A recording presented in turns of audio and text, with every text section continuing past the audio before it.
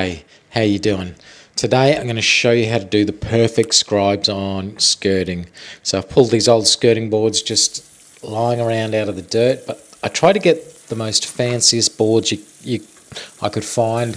They've got a little VJ in them and a round bit, little peak and then a flat top. I mean, there's far more fancier, intricate patterns in this, but this will give you a pretty good example of how to get a good scribe. First thing I'm going to do is just cut off these miters that were already on the edges. So looks like a square board that you've bought from the store. Obviously you're going to get it from the store in like 3 meter lengths, 4 meter lengths.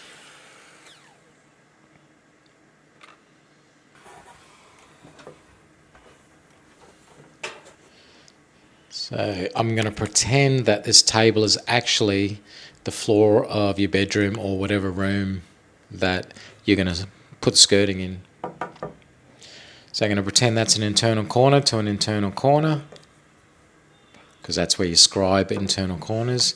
I'm going to pretend you've already cut a square board. It doesn't need to be scribed because the long board is going to scribe and butt into it. So what I do to make it easy is I mark the outside of that straight board or that square board that you don't need to cut. And then all you have to do is just measure from that far internal corner back to that little mark. And I'm going to say it's hypothetically 700 just for this exercise. And that is your scribe. Now the next thing you have to do is you have to cut a 45-degree bevel, and your exact measurement is going to be the short point of that bevel. So 45, set your saw, drop saw to 45 degrees, and if your drop saw is big enough, you can actually hold it up and cut it on edge, but just be very careful.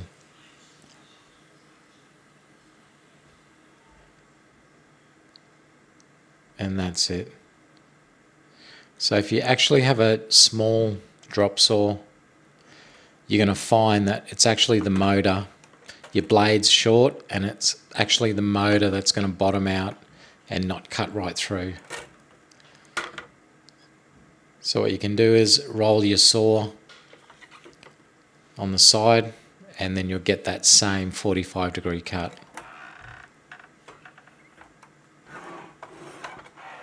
Some saws only roll one way. What you have to do then is just flip the board upside down and cut it from your right hand to your left hand or vice versa. Make sure to lock your saw back in too. Okay, once you've cut that bevel, get the edge of your pencil, the edge of your lead, and actually scribe a little line right along your cut. And that'll give you a nice defined line that it's easier to see once you're scribing that using your coping saw.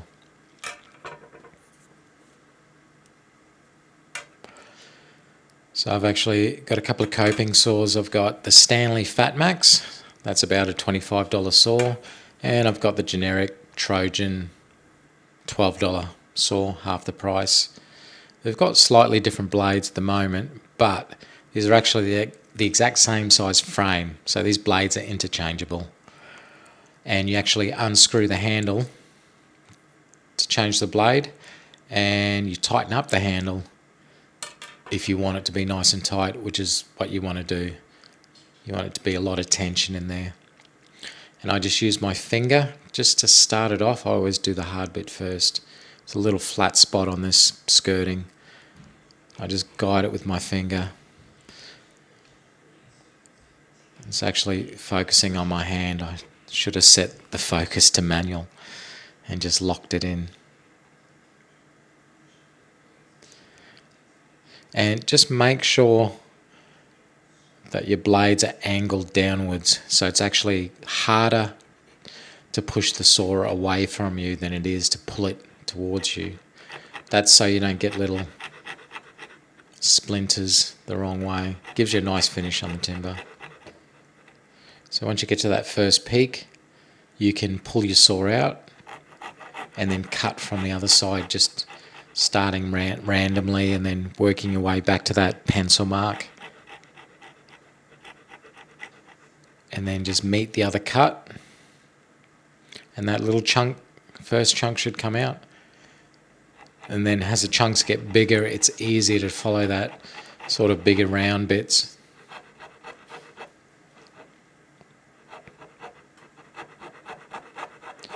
And I'm actually, my coping saw is hitting the table, so I have to bring it right out.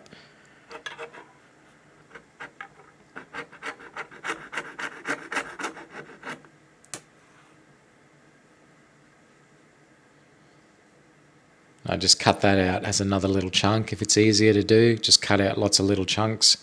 Start again. Get your angle good.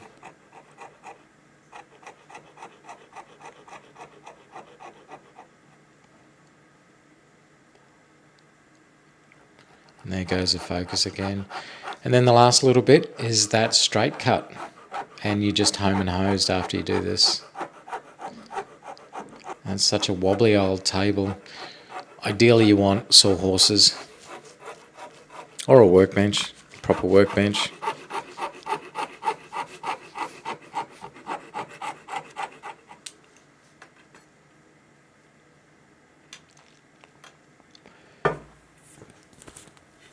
And that's it. That's your scribe. And if you look on the end grain, it actually looks like quite an ugly cut.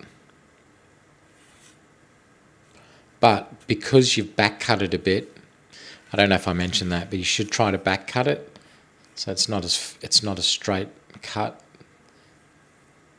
A little bit more of the back of the board's missing, so that front edge will touch the perpendicular board.